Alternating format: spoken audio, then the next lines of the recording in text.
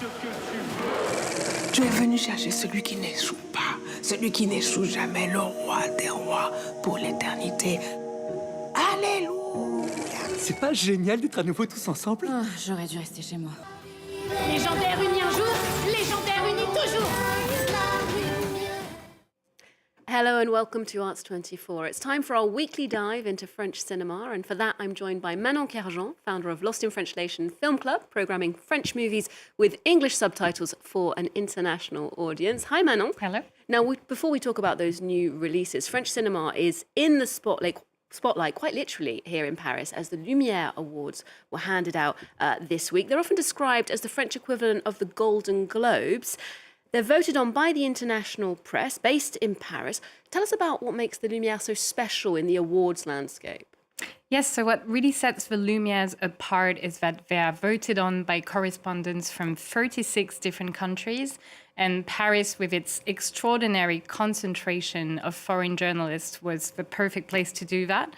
And it's an international gaze on French cinema, less inward-looking, sometimes more daring, and it's also a great preview of how French films resonate beyond our borders. A different perspective then. And looking at the list of winners, what do you think they tell us about the state of French cinema today?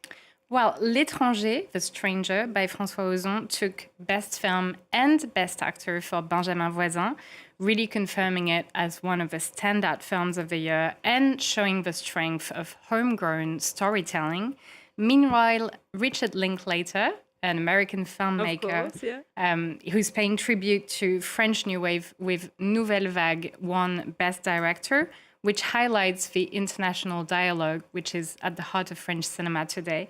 And Léa Drucker won Best Actress for Dossier 137, which is fully deserved for a powerful performance in a film addressing police violence in France. I remember you talking about how impressed you were by her in that one. Well, let's get a reminder of Benjamin Voisin's award-winning performance in that top film, L'étranger, for those who didn't catch it at the cinema. Pourquoi étiez-vous armé d'un revolver? Et pourquoi revenir vers cet endroit précisément? Avez-vous vu Monsieur Meursault pleurer? L'avez-vous vu qui ne pleurait pas?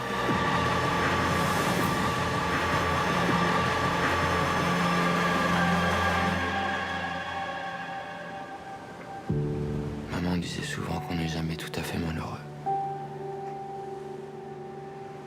A very stylish take on the Camus novel indeed there. Now, from award season buzz to the films making the headlines here in France with new releases, let's start with Gourou. This is directed by Yann Gozlan and it stars Pierre Niney, perhaps one of the most bankable actors in French cinema today. Manon, where does this film take us? So Pierre Niney plays Matt, the most followed personal development coach in France. And he promises transformation and success to his fans in huge seminar halls. But while his influence grows, things start to turn dangerous.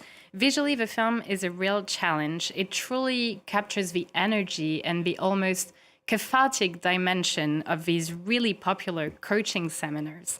You can feel the collective trance on screen and the loss of critical distance at the same time. Here is a glimpse. Merci les amis! Ce que tu veux, c'est ce que tu es. Mathieu Vasseur, numéro 1 des coachs français. Je vais vous donner les bons outils pour réussir. Pourriez-vous nous donner votre définition du coaching, s'il vous plaît? Je suis fière de toi. Écoutez, moi, je vois nos vies comme des chemins. Un petit peu moins de métaphores et un peu plus de réponses directes, monsieur Vasseur. Vous craignez que le coaching soit une porte d'entrée vers des dérives sectaires? On ne va pas demander un diplôme d'État à chaque coach. Pourquoi pas? I must say, it does look a bit religious, scary. So Pierre Niney seems right at home in this world, though. Yes, he has a really strong on-screen presence, and he drew inspiration from some iconic cinematic figures for this role. Tom Cruise in Magnolia. Of course. Jake Gyllenhaal in Nightcrawler, and even Paul Dano in There Will Be Blood. And what all these characters share, he says, is the ability to awaken something dangerous in others, but only through the power of words. And it's interesting that you mentioned all American actors there. Absolutely. The character of Matt is partly inspired by Tony Robbins, whose charisma and commanding presence were a major reference point. And American actor Holt McCallany, known for Mindhunter and Ironclaw, also plays a key role in the film. Okay, so what about you? Did he manage to reel you in, this guru? I was absolutely captivated. There's a satirical edge to it, something more cynical than in Gozlan's previous films like Boîte Noire, Black Box, or Un homme idéal, A Perfect Man, which was also starring Pierre Niney. Like his earlier work, it explores truth, manipulation, and obsession, with a character under extreme pressure spiraling towards collapse. But here, the spiral takes place on a stage, in the spotlights, and in front of cheering crowds, which makes it disturbing and also very contemporary. Sounds like a fascinating character study. Now, let's turn to something very, very different in tone. Promis le ciel, or A Promised Sky, is a quiet, deeply humanist film set in Tunisia. Tell us about the story here. So the film follows a small community of women in Tunis who come together around a child, survivor of a shipwreck. And they start forming this improvised family in an increasingly tense social climate. Let's take a look. Tu es au bon endroit. Tu es venu chercher celui qui n'échoue pas, celui qui n'échoue jamais, le roi des rois pour l'éternité. Alléluia. Alléluia. Comme ça, on va bien s'occuper de toi. Une cliente d'origine subsaharienne qui s'est trouvée était raflée par la police. Tu veux me mettre dans des trafics, j'ai pas assez de problèmes.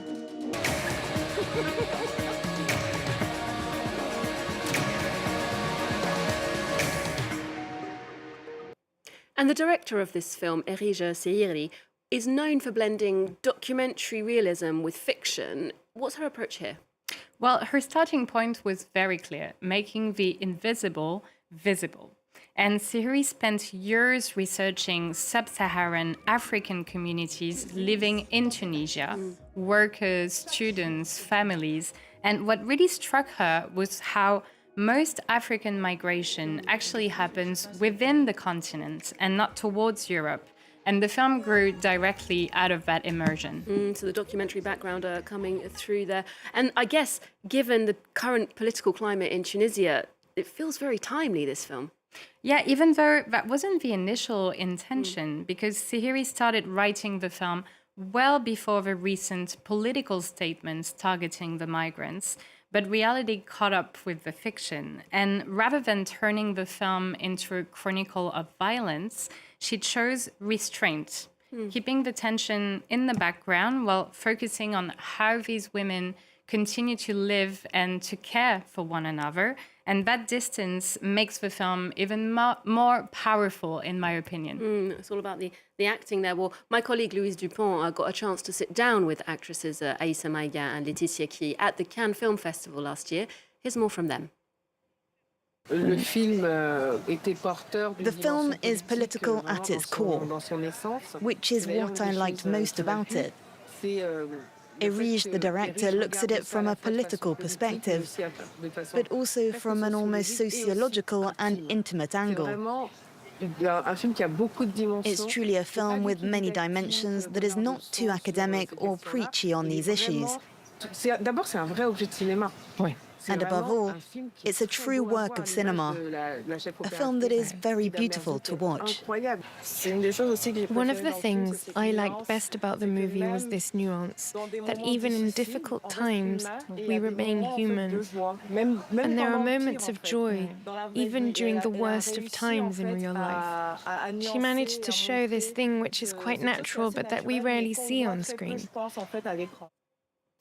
So Manon, what's the biggest impression this one left on you, would you say? I would say the quiet strength of the film. It's a film about broken families, chosen families, and what we keep from one another when life forces us apart. And the presence of the child, Kenza, changes everything. She becomes a mirror, a responsibility, and also a question for the future. So it's a very intimate film, but one that speaks universally far beyond Tunisia. And as you say, raises powerful questions and themes. Well, before we wrap up, let's end on a very different note, a film rooted in fantasy, but this time aimed at a much younger audience. Yes, with Les Légendaires, a major French comic book phenomenon finally coming to the big screen as an animated feature.